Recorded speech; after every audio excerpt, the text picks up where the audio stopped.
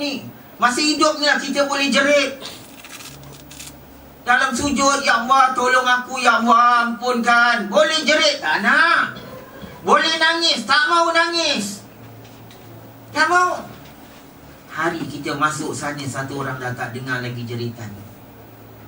Akhirnya Pak Imam tu kata apa? Masukkanlah, mungkin itu sudah bahagian dia. Masuk. Ular tu di situ juga. Ya? Jadi mereka pakai tali dulu. Gitu letak dengan cepat ular tu, kata orang, naik atas badan mayat. Dan kepala dia tengok orang. Tengok atas.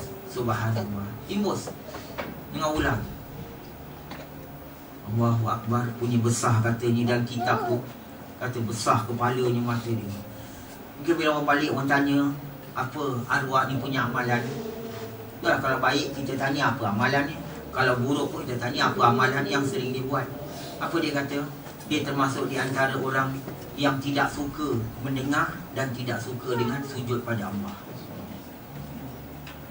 Tuan, bila kita kata tak suka mendengar, malam ni kita duduk dalam dewan ni, anak kita kat mana? Fikirkan bu, ini yang sekarang kita nangis, perut kita yang mengandungkan dia. Sekarang dia dah besar, kita mak tengah duduk dengar macam gini pensyarahan, anak kita kat mana? Kita sujud pada Allah 5 waktu, anak kita macam mana? Kita tak tahu kita mak mati dulu ke anak mati dulu. Pada hukum nampak mak bapak mati dulu, tapi banyak yang berlaku anak pergi dulu. Ikhwan, subhanallah. Ya, dalam hal itu sampai kata Sayyidina Atah radhiyallahu anhu. Ya, dia kata apa sini? Sesungguhnya apa? Bila aku kalau mati, orang menangis ramai, tapi bukan menangis pasal balasan yang aku nak terima, cuma menangis pasal perpisahan aku dengan mereka. Betul Haji Razak? Ya, Haji Razak ke semua orang kalau sini dengan saya. Kalau kita meninggal, kita banyak family, banyak kerabat, ipar duai, banyak kenalan. Orang nangis Haji Razak. Orang ingat Haji Razak seorang ahli sisi, banyak bikin carahan, banyak bikin ni. Orang nangis. Bukan nangis pasal balasan yang Haji Razak nak dapat dalam kubur. Balasan nangis pasal perpisahan. Macam mana nak faham nangis perpisahan? Tengok orang pergi haji lah. Ya, kita tengok orang pergi haji dekat airport nangis lah. Apakah dia nak masuk peluk dia, baik-baik jalan dia pun nangis. Apa sebab awak nangis? Apakah awak nangis pasal takut haji dia tak mabrur ke? Atau awak nangis pasal nak berpisah, pasal dia nak belayar? Mana satu? Oh, pasal berpisah, bukan pasal haji dia mabrur ke tidak. Betul, terima kasih. Subhanallah, itu kita nangis pasal berpisah. Bukan saya aku nangis, aku takut kau tak dapat mabrur, aku takut Tuhan tak terima. Tak ada. Kita nangis pasal nak berpisah tu sebulan lebih. Itu yang berlaku hari mati. Tengok mana-mana orang meninggal. Menangis, anak dia menangis, isteri menangis. Pasal apa? Pasal perpisahan. Tapi bukan pasal balasan mayat tu nak terima. Itu kasih Atta. Aku kalau mati, kamu banyak nangis, tapi nangis kamu pasal berpisah, bukan hal aku yang akan dapat balasan dalam kubur. Jadi Pak Ibu, sekarang kita nangis depan Allah lah. Orang tak akan nangiskan balasan yang kita nak terima. Mari kita nangis fikir apa balasan kita nak dapat. Subhanallah. Ikhwan, ya, bagi salah satu contoh yang kita ambil, ya, dalam keterangan yang saya nak bawakan pada keterangan kisah orang-orang yang sakarat. Astaghfirullahalazim. Ada satu, itu apa dikabarkan, ini kisah di Saudi. Ini kisah di Saudi. Ada satu hamba-hamba ni, dia tawaf Kaabah, dan dia semayang, dan lepas semayang, apa saja orang sering dengar dia baca satu doa, tak ada banyak doa. Semua tawaf dia baca sama. Apa dia? Allahumma akhrijna minad dunya mal iman. Allahumma akhrijna minad dunya mal iman. Artinya, ya Allah, keluarkan aku daripada dunia bersama iman. Itu dia minta. Jadi satu orang Arab dekat yang jaga kawasan Kaabah, dia tegur lah. Dia kata, kamu ni daripada tadi lalu baca ni doa, ini doa, tak ada doa lain kamu nak baca.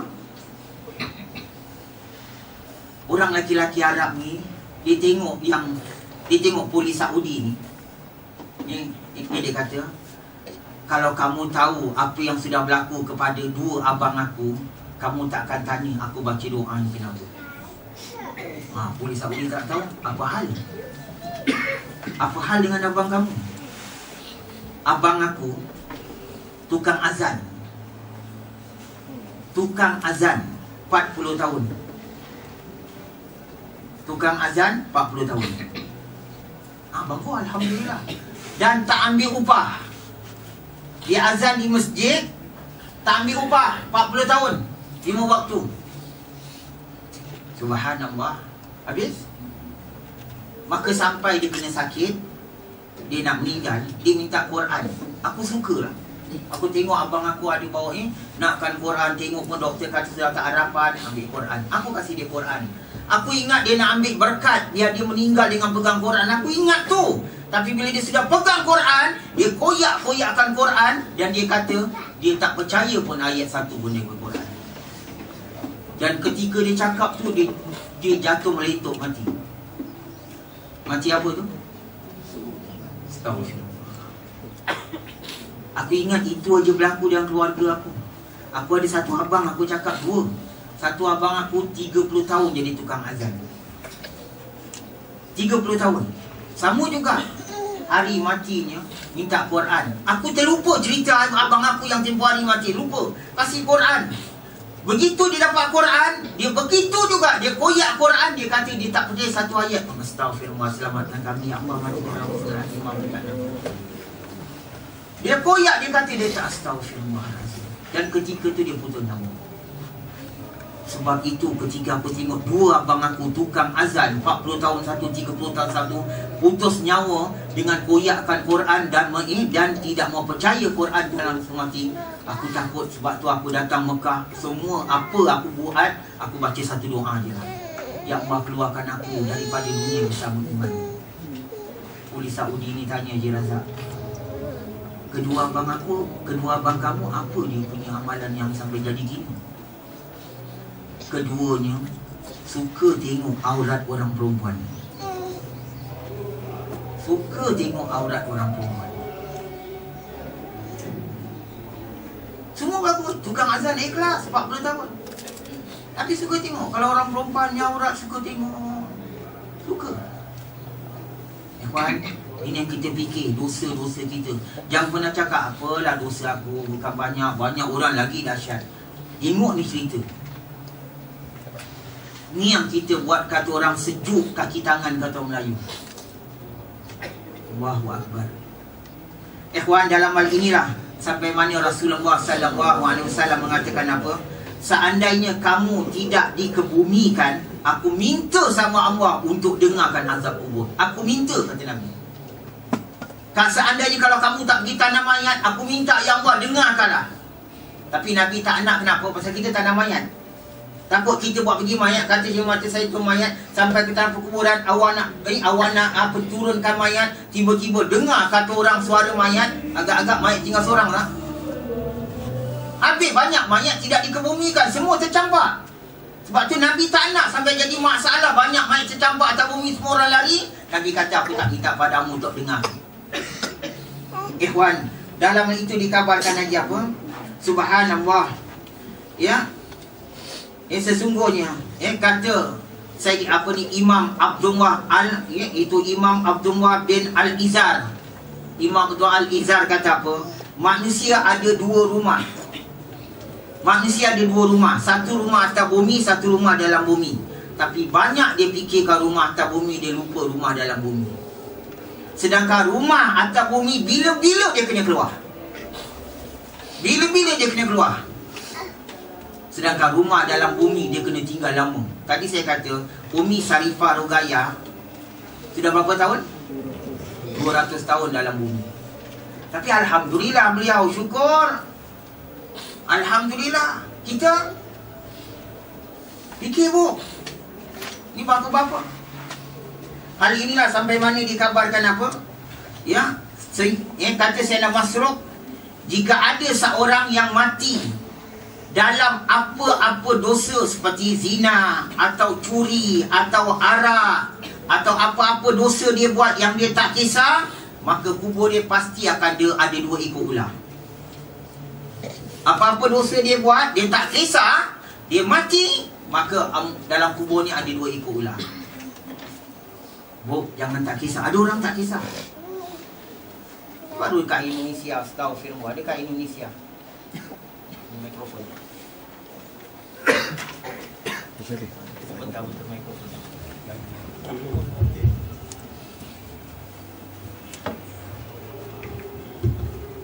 Di mana dikabarkan di Indonesia, ini kes pacaran.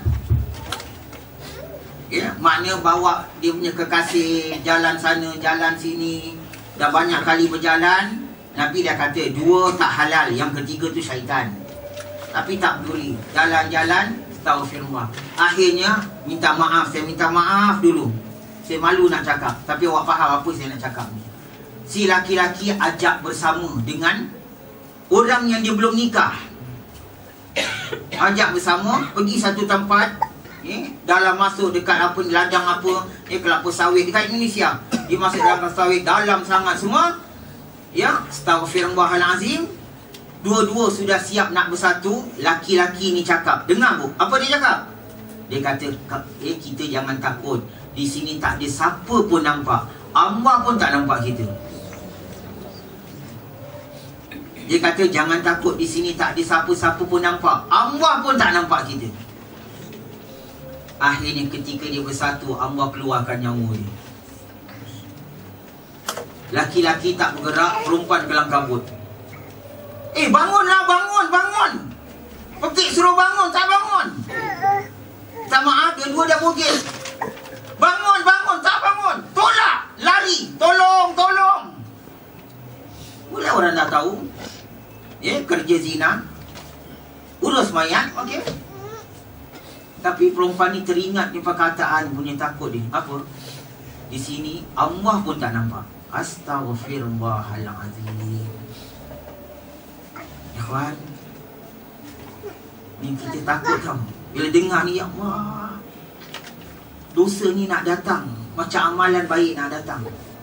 Kalau amalan baik, umpama saya nak keluar ni, saya tahu tiba-tiba ada orang minta sedekah kat luar, atau orang jumpa saya. Umpama tadi saya datang, saya tak nyangka kata tuan pusing minta air jambi. Tak nyangka yang awak nampak saya pegang tadi. Tak nyangka. Hari ni saya katakan apa? Amalan baik nak datang. Amalan jahat, kita tak tahu ya. Takut amalan jahat datang. Ketika tu astagfirullahalazim, kita pergi buat pula. Dan ketika buat itulah malaikat maut sampai. Subhanallah. Ikhwan, dalam hal ini boleh dikabarkan lagi apa?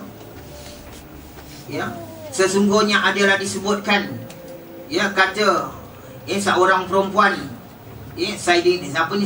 Sayyidatina Munifah binti Abu Tariq. Kalau dapat anak, namakan ni nama baik, Munifah. Sayyidina Munifah bin Abi Tariq. Dia kalau tiap masuk maghrib aja, dia mulai menangis. Orang tanya, apa pasal kamu menangis bila tiap maghrib? Tiap maghrib menangis. Ibu fikir, kita tiap maghrib ni kadang-kadang masih depan TV. Kita tiap maghrib ni masih lagi dalam telefon. Orang-orang seperti ini, kata orang, tiap masuk maghrib menangis. Bila orang tanya dia, tuan, bang, apa ni Cik Puan, kalau maghrib menangis, Cik Puan maghrib menangis. Dah berapa lama kami dengar Cik Puan kalau bang maghrib nangis. Apa dia kata? Bila datang maghrib, aku teringat kegelapan kubur yang akan aku tinggal di dalamnya. Aku teringat kegelapan kubur yang aku pun tinggal. Ibu, berapa lama kita sangat lupa? Lupa terus. Tahu akan mati, tapi tak pernah kita teringat. Hujan lebat pun kita tak teringat kubur. Kita apa pun tak teringat kubur. Subhanallah. Dan dikabarkan lagi padanya lagi sini, iaitu adalah disebutkan Sayyidina Asma bin Abidah. Ini orang perempuan. Saya ambil kisah orang perempuan pula. Sayyidina Asma. Asalnya dia seorang penyanyi. Bu, kita ada penyanyi. Mudah-mudahan doakan Siti Nurhaliza dapat hidayat. Mudah-mudahan segala penyanyi-penyanyi anak-anak Melayu kita berubah seperti mana Nur Kumalasari berubah. Doa, jangan kita merancakkan mereka dalam dunia lembah maksiat. Itu pesan saya. Doa. Subhanallah. Balik pada tadi, Sayyidina Asma ni, Dia dengar satu ustaz sedang berikan syarahan. Dia seorang penyanyi. Dia diri. Ustaz ni bila bersyarah banyak orang menangis. Budak menangis. Ustaz ni ternampak, ini penyanyi dalam negeri ni. Ni penyanyi dalam negeri. Ustaz tu pun berhenti. Dia bilang, sementara sekejap saya nak berhenti, saya nak jumpa orang kat belakang setengah diri. Orang pun tengoklah. Ustaz ni pergi kepada penyanyi dalam negeri yang nama Asma tadi. Dia kata, awak, dia dah berapa banyak orang laki-laki sampai jadi lalai dengan suara awak? Dah berapa banyak orang-orang pergi masjid asal angkat uduk, bersih wajah, tapi bila mereka pergi masjid ternampak awak, mereka tertengok kecantikan awak sampai mata mereka penuh dengan zina mata.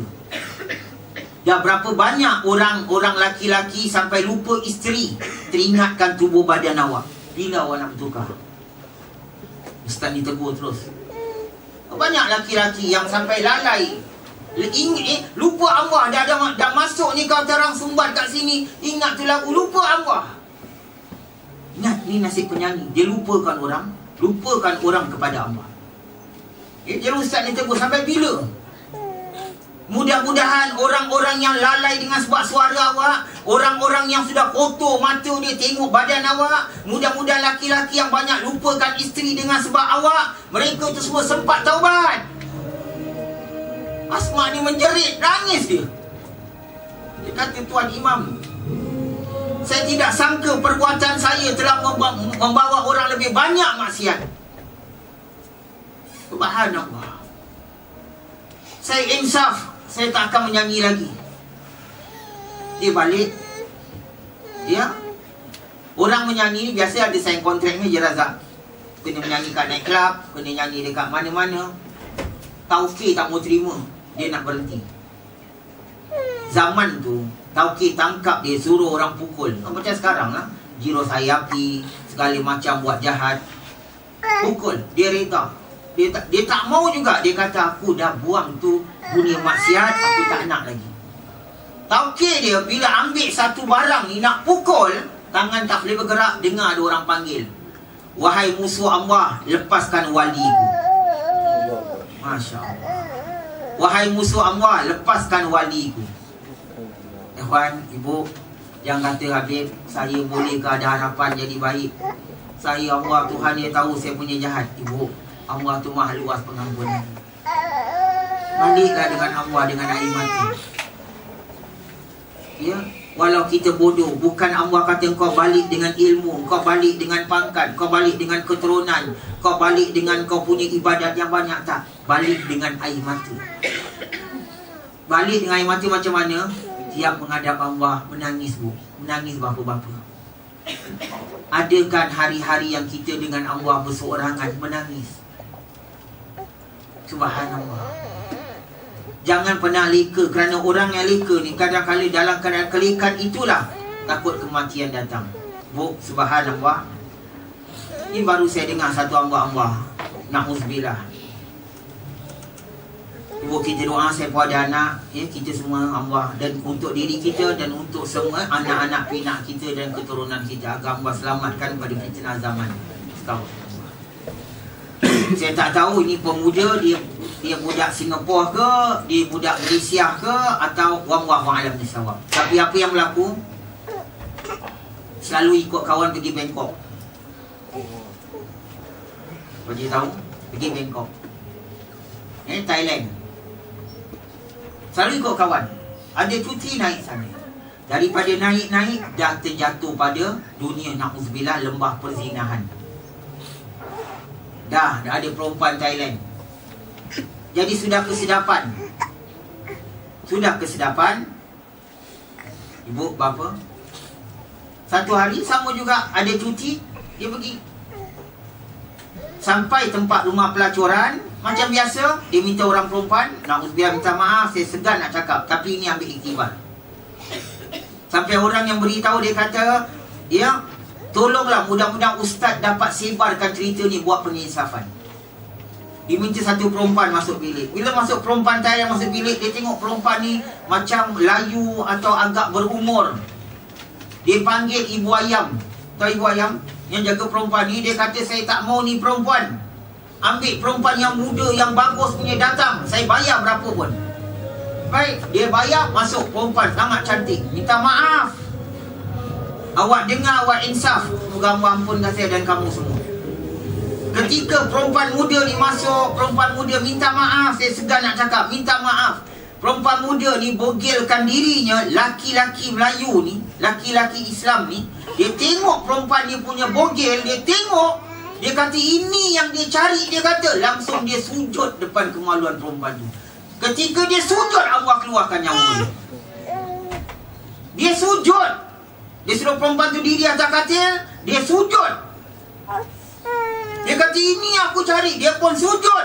Macam tu mengucapkan syukur. Dia sujud. Ketika tu Allah keluarkan nyawa. Tengok tak bangun-bangun, perempuan Thailand ni panggil orang tengok, rupanya dalam dia sujud mati. Sujud namanya. Tapi sujud depan mana? Depan tu saya katakan, kalau awak nampak pelanggaran, pecah kepala, putus kepala. Baru-baru saya tengok KPI, saya tengok ada mat motor tercampak gitu, yang hari Ahad beberapa minggu lepas tu, yang keluar surat khabar tu. Saya baru lalu Haji Razak, dia baru kena. Saya tengok budak ni pingsan ke, ada nyawa. Saya pun jenguk kat cermin kereta, nampak apa, kepala dah tak ada, hancur semua. Macam daging cincang. Ibu tengok daging cincang keluar, begitu kepala sini semua hancur daging cincang. Saya menjerit, astagfirullah, usus dia panjang terkeluar. Tulang rusuk terkeluar dua, digilas oleh lori yang bawa batu-batu besar. Kalau itu awak kata ngeri, mana ngeri sekarang? Mati laki-laki yang dekat PII tu atau mati laki-laki yang dekat Thailand? Mana ngeri? Mana satu? Tidak-tidak laki-laki yang mati dekat PII, kalau dia dalam perjalanan nak buat amal ke apa, mati syahid tak? Mati syahid. Dengan mati yang dekat Thailand tu, berkekalan azab tak? Itu lagi ngeri. Astaghfirullahalazim. Kalau yang mati ni alhamdulillah, mati kat mana? Ini kisah dekat Jeddah. Dekat Jeddah. Hari Jumaat lepas asar, orang telefon. Subhanallah, tukang bani mayat. Ada orang meninggal, suruh datang, besok bawa ke bumi kan. Dekat satu tempat nama Safah. Ingat ni, bukan Bukit Safah kat Mekah, ni Jeddah. Safah. Besok tukang mandi mayat datang. Yang meninggal umur 28 tahun, muda juga. Tengok dekat mortuary, pasal mayat dalam mortuary, tengok punya ramai orang. Tukang mandi mayat ingat apa? Oh, banyaknya orang meninggal ni hari. Agaknya saudara dia. Ya, mungkin ada 5-6 mayat. Ramai orang nak ambil mayat buat keluar. Ingat gitu. Ya, maka tukang mandi mayat ni tanya, siapa yang telefon saya? Ya, saya nama sekian. Bapak ni datang. Dia kata, anak saya meninggal. Jadi mayat ni, mayat yang nombor berapa nak keluar? Tak ada. Mayat kat mortuary seorang aja dia. Seorang. Habis ramai ni. Yang ramai ni semua orang datang kagum tengok anak saya mati. Apa maksud kagum? Malam dia dengan saya ikut sembahyang Jumaat. Begitu imam habis khutbah, sembahyang Jumaat. Rakaat kedua tengah sujud, sebelah saya tengah sujud tu Allah tarik nyawa dia keluar. Anak saya mati husnul khatimah. Tengah sujud, tarik keluar. Subhanallah. Yang tadi tengah sujud juga tak? Nanti tengah sujud. Dua-dua kes sujud ni. Buat keluar. Lepas amal mandi, tuan imam masjid tu datang. Dia kata, yang meninggal mati dekat masjid aku ketika aku jadi khatib, ketika aku jadi imam. Dia mati ketika ikut aku semayang. Aku yang berhak mandikan dia. Tukang mandi mayat kata, tak apa, kalau tuan imam kata nak mandi, alhamdulillah lah. Habis tuan imam tu mandi kafan, dia keluar, tuan imam keluar. Dia panggil tukang mandi mayat, tolong tutupkan muka mayat tu. Apa pasal? Aku tak boleh tutup. Dia masuk, dia tengok, semua dah kafan, bahagian muka tak tutup. Kenapa? Mayat tu senyum sampai gigi belakang nampak. Sampai gigi belakang nampak. Sampai orang tanya, tukang mandi mayat, betul ke dia meninggal ni? Jangan dia pingsan ni, tengok tu dia macam ketawa. Doktor dah sahkan, nadi semua dah tak ada jantung. Sampai gigi belakang nampak, dia ketawa. Subhanallah. Tuan, 2 kisah sujud. Allahu Akbar.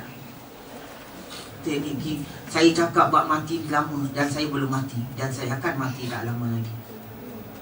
Dan kita pun yang selalu dengar ni bab mati banyak kali awak dengar. Dan kita belum mati, tapi tak lama lagi kita akan mati.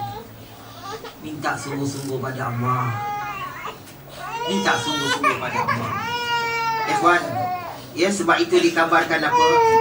Kata seorang perempuan yang nama Safwanah. Safwanah mengatakan apa? Kamu akan menangis depan Allah mengikut ketakutan di hati kamu. Betul. Kalau awak boleh menangis mengikut ketakutan. Kalau hati kita tak ada itu ditimpa takut, awak cuma tengok muka saya. Awak akan tengok muka saya. Subhanallah.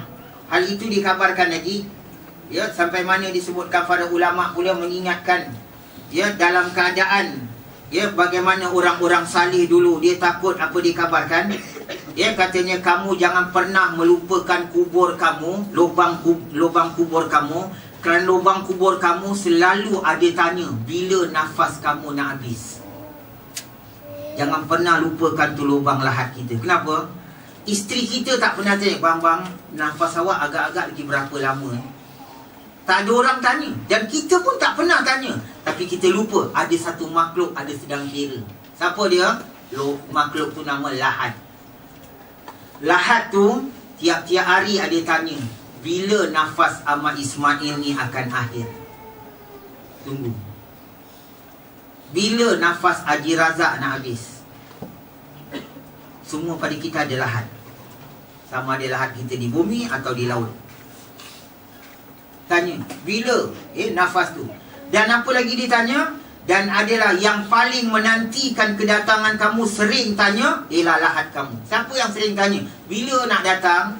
Saudara, mak, ada tanya, bila kau nak sampai? Tapi tanya ni sekali-sekala. Tanya sekali-sekala. Kalau kita ada mak, tak pergi, mak tanya, bila kau nak sampai Wahab? Bila kau nak sampai Peang? Dah 2 minggu kau tak tengok mak. Sekali-sekala mak tanya. Ya, tapi dah lama tak datang, mak pun malah nak tanya. Sudah, tak payah tanya, dia memang tak tahu, dia dah lupakan aku. Tak payah tanya. Tapi ada satu, tak pernah jemu tanya. Walau tak datang-datang pun, dah 20 tahun tanya, tak pernah satu hari dia tak tanya. Ingat ibu malam ni, orang itu adalah lubang lahat. Selalu dia tanya, bila si PA tu nak sampai? Bila Haji Razak nak sampai? Bila Ahmad Ismail nak sampai? Hari-hari dia tanya. Allahu Akbar. Wahai orang-orang muda, ambil kisah ni untuk kamu. Pengantin-pengantin, saya seronok dengan wanita ni. Untung mak bapak dia. Kenapa? Adik dia nak kahwin. Adik dia nak kahwin, jadi nak berinai lepas maghrib. Kan biasa orang Melayu, berinai lepas maghrib. Jadi apa? Tunggu mak andam datang. Mak andam banyak tempat. Dia dah tunggu lepas asar, janji lepas asar. Tunggu-tunggu mak andam datang, betul-betul kata 6.30 dekat maghrib.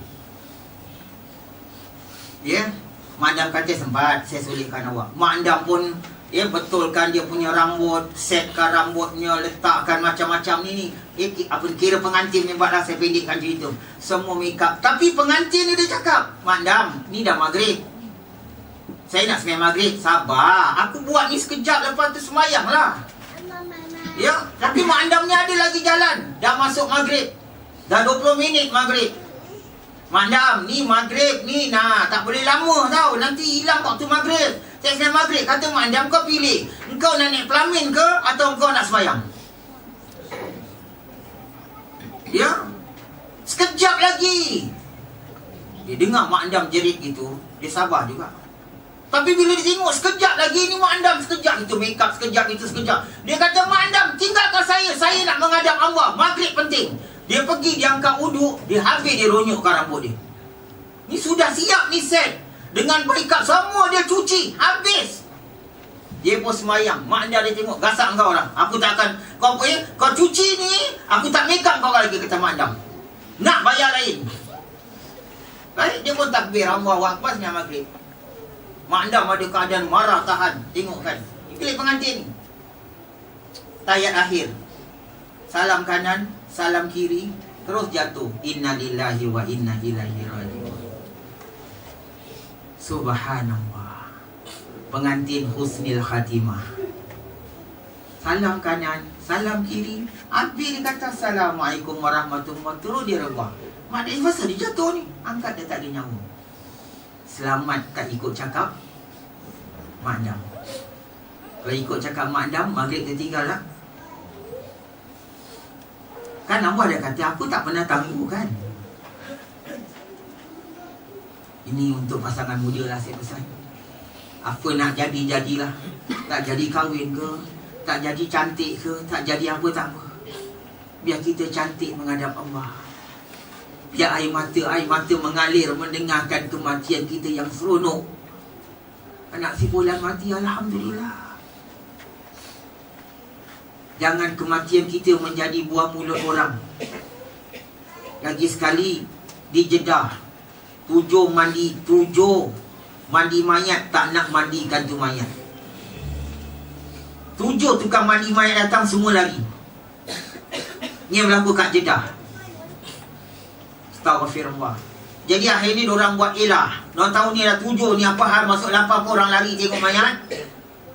Ya, mereka panggil tukang mandi mayat. Dia kata mayat kat dalam bilik, sila masuk. Mayat orang perempuan. Makcik sila masuk. Makcik Arab lah. Sila masuk. Bila makcik Arab ni masuk, dah kuncikan pintu. Makcik Arab tu pekik-pekik, buka lah pintu, buka. Dia kata, makcik uruskan dulu baru kita buka. Makcik tengok, atas katil ada mayat, tutup dengan plastik. Dia buat, tak apalah. Kata dia, habis tak ada orang tolong saya. Makcik buat apa yang dapat, nanti kita tolong kemudian. Itu kunci. Suara menjerit-jerit satu dengan lain. Makcik ni buka plastik, menjerit makcik ni. Mayat bertukar seperti muka binatang. Astaghfirullah. Makcik ni punya baca, makcik Arab ni baca segala doa-doa pedinding. Lepas tu dia cuba mandikan. Kat situ ada paip semua, getah muda siang. Tiap kali dia angkat, macam roti bakar, pecah. Dia angkat tangan mayat ni, bukan hancur. Kalau hancur lembik, kita tahu hancur. Ni macam roti bakar, terpatah, semua terpatah. Akhirnya dah, saya pendekkan, selesai dah ke bumi. Dia tanya, kenapa awak kunci pintu? Dia kata, 7 orang datang kami panggil mandi, semua tengok mayat lari. Kami terpaksa kuncikan makcik, semua makcik tolong. Apa anak awak punya hal ni? Dia kata dia adalah satu orang yang suka mendedahkan auratnya dan suka padanya menyampaikan cerita-cerita buruk. Itulah dia punya suka waktu itu. Irfan, Allahu Akbar. Jaga. Sampai mana ada satu yang dalam catatan saya, Astaghfirullahalazim, dan termasuk daripada orang yang suka melihat gambar-gambar lucah. Ikhwan, ni semua azab yang berlaku, bukan mesti selalu Allah nak tunjukkan. Saya tak ambil cerita ni dekat YouTube, saya tak ambil cerita ni dekat internet. Kita ambil cerita ni benar-benar datang daripada riwayat yang mutawatir. Ikhwan, subhanallah. Jadi dalam hal inilah, sampai mana dikabarkan para ulama apa, yang kamu nak ingat lagi apa, sesungguhnya adalah sampai satu ketika Rasulullah SAW tengok Siti Aisyah. Siti Aisyah pakai cincin besar. Orang perempuan Arab, dia suka pakai cincin besar sampai sekarang. Siti Aisyah, isteri Rasulullah SAW, pakai cincin besar, cincin ni. Bila Nabi balik, Nabi nampak cincin besar tu, Nabi tanya, Aisyah tu apa? Saya kata, ya Rasulullah, ni perak. Emas halal tak ibu? Ibu halal pakai emas, laki-laki haram. Saya cakap, perak bukan emas, perak. Apa kata Nabi? Kamu dah keluarkan zakatnya belum? Nabi tanya, dah keluarkan zakatnya belum? Cincin besar, perak, bermakna ada zakat. Dah keluar zakat belum? Si Aisyah belum sempat jawab. Nabi kata, cincin ni akan bawa kamu ke neraka. Nabi nak beritahu apa? Allah maha mengawasi. Jangan tengok satu amalan, lupakan perbuatan-perbuatan silap kita. Sehingga Rasulullah SAW mengatakan, paling sedikit yang masuk syurga daripada umat aku adalah wanita. Paling ramai yang masuk neraka daripada umat aku adalah wanita. Ibu ikhtiarkan. Subhanallah. Dalam hal ini pula, ya, sampai mana dikabarkan apa? Ya, kata Sayyidina Yazid, sesungguhnya mayat itu hanya ditemani dengan amal. Mana kalau amal kita amal yang baik, ibu tadi dah kata, kita masuk kubur, ibu akan ditinggalkan suami, isteri, sebagainya. Sebagaimana kata Yazid, apabila mayat sudah masuk dalam kubur, sudah kamu tanam, sudah habis kamu tinggalkan dia, maka mayat tu akan tanya pada malaikat Munkar Nakir, mana isteri aku, mana anak aku. Kalau dia perempuan, mana suami aku, mana anak aku, mana kerabat aku. Munkar Nakir kata apa? Isteri kamu, anak kamu, kerabat kamu ada ke atas. Ada ke atas. Apa pasal mereka tak ikut? Hari ini yang ikut hanya amal kamu. Menangis dia mayat tu kata apa? Kalau aku tahu, aku tak akan besarkan isteri aku tak akan besarkan anak-anak aku. Aku akan besarkan amalan-amalanku. Kerana hari ini amalan saja yang teman aku. Ibu bapa balik fikir, agak-agak amalan apa yang akan teman kita dalam kubur, yang sering kita buat dan seronok buat. Sering buat dan seronok buat. Mana suka lah. Kalau dapat Quran ni seronok, kalau dapat semayang ni seronok. Itulah amalan yang akan seronokkan kita dalam kubur. Kalau amalan tu kita buat dengan Allah, nak semayang, macam berat, bermakna dia tak akan menyenangkan kita dalam kubur. Apa yang kita seronok, itu yang akan menemani kita. Subhanallah. Ikhwan, dalam hal itu sampai kata para ulama, naklah kamu ingatkan apa? Ya, sebagaimana yang disebutkan dalam makna sebahagian daripada mereka mengatakan adalah bila orang-orang yang selalu ingat kuburnya, selalu ingat hari kematiannya, kalau hari dia nak meninggal, dia akan nampak ramai malaikat datang mencium. Selalu banyak ingat di kubur. Bukan ingat itu je, ingat dengan taubat, ingat dengan air mata, ingat dengan amalan. Sebagaimana berlaku pada Syekh Osman. Syekh Osman waktu dia nak hantar ke rumah sakit, dia dalam ambulans, dia kata anak dia, nak, ayah tengok kat tepi jalan ramai malaikat. Ramai malaikat. Anak dia kata, ayah, mana ada ni malam hari ayah, sunyi jalan, mana ada orang. Kau tak nampak? Ayah nampak ramai malaikat. Masuk hospital, doktor nak operate dia, Syekh Osman. Masuk bilik operation, dia dengan anak dia. Ya, Syekh Osman kata, nak, ramainya perempuan cantik-cantik, lawa-lawa semua, tengok senyum, tengok ayah. Ramai malaikat. Ayah, kita berdua ayah, mana ada orang lagi. Ayah nampak tu mereka, subhanallah. Kemudian akhirnya belum sempat operation, ajal dia sampai. Benarlah kata Nabi SAW, kalau orang yang salih dia meninggal, malaikat ramai merebut datang nak cium dahi dia. Oh, malaikat ramai datang merebut nak cium dahi. Jadi bapa-bapa, ibu-ibu, semua saya dah keluarkan, tinggal awak fikir. Saya dah cakap yang awal tadi, jangan setakat jadi orang mendengar, fikirkan. Agak-agak aku ni besok sampai ajal, malaikat ramai tak datang. Malaikat rahmat, malaikat yang suka, malaikat yang nak cium kita, atau yang menanti kita, malaikat azab. Ikhwan, mari kita baca doa muhasabah. Sebelum tu kita semak Atan Mutan, kita semak akhir ni.